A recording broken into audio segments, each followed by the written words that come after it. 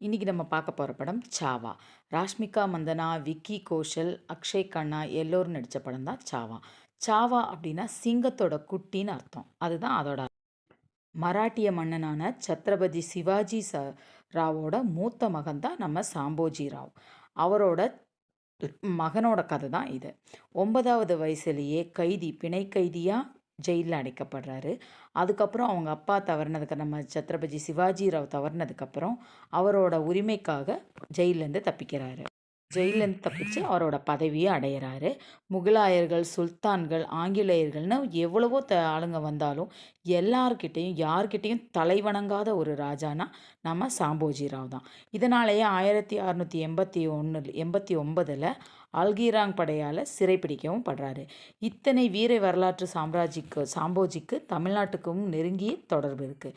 சிதம்பரம் கோயிலிருந்து 1648 கொள்ளை போன நடராஜர் சிலையை 37 வருஷங்கள் கழித்து கண்டுபிடிச்சு கொண்டு வந்து கோயிலில் சேர்த்த பெருமையும் சாம்போஜிராவுக்கு இருக்குது. இந்த படத்தின் இயக்குனர் லக்ஷ்மண் உதைக்கர். படத்தின் கதை சிவாஜி மன்னன் இறந்த பிறகு முகலாயர்கள் எல்லாம் நம்ம இந்திய நாட்டுக்குள்ளே வர பார்க்குறாங்க. அப்போது சாம்போஜிராவ் வந்து அவங்கள வரவிடாமல் தடுத்து எப்படியெல்லாம் போராடணுங்கிறது தான் இந்த படத்தோட கதையே. இந்த மாதிரி வரலாற்று திரைப்படங்களை ஒரு முறையாவது நம்ம பார்க்கணும் அப்படிங்கிறது என்னோட ஆசை. இந்த மாதிரி வரலாற்று திரைப்படங்களை கதையாக படிக்கிறது மூலிமா படத்தாக பார்க்கும்போது ஒரு சுவாரஸ்யமும் இருக்கும். அதை பார்த்த ஒரு திருப்தியும் ஒரு குதூகலமும் இன்றைக்கி நம்ம வாழ்கிற ஃப்ரீடமான இந்த வாழ்க்கையை அந்த காலத்து ராஜாக்கள் எவ்வளவோ பாடுபட்டு எவ்வளவோ போராட்டத்துக்கு அப்புறம் தான் இப்படி ஒரு வாழ்க்கை நமக்கு கிடச்சிருக்கு. படத்தோட கடைசி 40 நிமிஷத்தை ரத்தத்தை உறைய வச்சு தான் நம்ம பார்க்கணும். நம்ம கண்ணு எங்கேயும் அசையாமல் படத்தை மட்டுமே பார்க்கும். கண்ணிலிருந்து கண்ணீர் நிற்காமல் வந்துக்கிட்டே இருக்கும். அப்படி ஒரு காட்சிகளை தான் படத்தில் வச்சுருக்காங்க.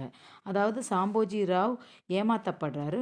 அவரோட டீமில் ஒரு 150 பேர் தான் இருக்காங்க. ஆப்போசிட் டீமில் ஒரு 5000 பேர் அவங்கள அழிக்கிறதுக்காக வர்றாங்க. இதை ஏஆர் ரகுமான் இசையில் பார்க்கும்போது எடிட்டரோட வேலையும் மேக்கப் ஆர்டிஸ்டோட வேலையும் அப்படி ஒரு பிரம்மாண்டத்தை காட்டியிருக்கு படத்தில். படத்துக்கு இன்னும் சந்தோஷத்தையும் மெருகையும் ஏற்றிருக்கு அப்படின்னா மேக்கப் ஆர்டிஸ்ட்டும் எடிட்டரோட வேலையும் தான். அதுக்கப்புறம் ஏஆர் ரகுமானோட இசை. அவரோட இசையில் படத்தை பார்க்கும்போது அவ்வளோ ஒரு பிரமிப்பாகவும் ஆச்சரியமாகவும் இருக்குது. ஃபர்ஸ்ட் ஆஃபில் படத்தோட சந்தோஷம், சாங்கு, அந்த மாதிரி மனைவி, குழந்தை அப்படிங்கிற ஒரு சந்தோஷமான ஸ்டோரியை ஃபர்ஸ்ட் ஆஃபில் காட்டுறாங்க. நம்ம ஹீரோயின் ராஷ்மிகா மந்தனாவோட லவ் ஸ்டோரி மாதிரி அவரோட லவ் ஸ்டோரின்னு படத்தை ஃபர்ஸ்ட் ஆஃபில் ரொம்ப அழகாக காட்டியிருக்காங்க. செகண்ட் ஆஃபில் போர், அதுக்கான சண்டை, அதோட ரத்தம், அந்த மாதிரி நிறைய விஷயங்களை காட்டி செகண்ட் ஹாஃபை காட்டியிருக்காங்க. ஃபர்ஸ்ட் ஹாஃபுக்கும் செகண்ட் ஹாஃபுக்கும் அவ்வளோ ஒரு பெரிய வித்தியாசம் இருக்குதுன்னு சொல்லலாம். கடைசி 40 நிமிஷத்தை உயிர்த்தை பிரித்து எடுக்கிற மாதிரி பார்க்க அவ்வளோ ஒரு பிரமிப்பான படமாக தான் நம்ம பார்க்க போகிற சாவா படம் அமைஞ்சிருக்கு. இதை நம்ம வாயால் சொல்லி பார்க்குறத விட மூவி எக்ஸ்பிளேஷனை விட தேட்டரில் போய் பார்க்கும்போது அவ்வளோ பிரம்மாண்டமாக இருக்குதுன்னு தான் சொல்லணும்.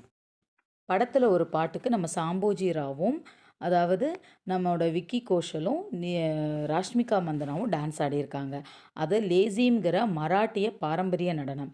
அந்த பாட்டுக்கு டான்ஸ் ஆடினனால நம்ம வரலாற்றில் நம்ம சாம்போஜி ராவும் ஒரு மனைவியும் டான்ஸ் ஆடின மாதிரி ஒரு பாட்டு இருக்குது.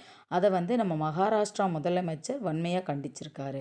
படத்தை நம்ம வரலாற்று கதையை சரியாக காட்டுங்க, நம்ம வரலாற்றை வந்து தப்பாக காட்டக்கூடாது, அதனால் இந்த பாட்டை நீக்கணும் அப்படின்னு சொல்லி சர்ச்சையும் எழுந்திருக்கு. அதனால் நம்ம படத்தோட தயாரிப்பாளர் இல்லை இந்த பாட்டை நீக்கிடுறோன்னு சொல்லி மன்னிப்பும் கேட்டிருக்காங்க.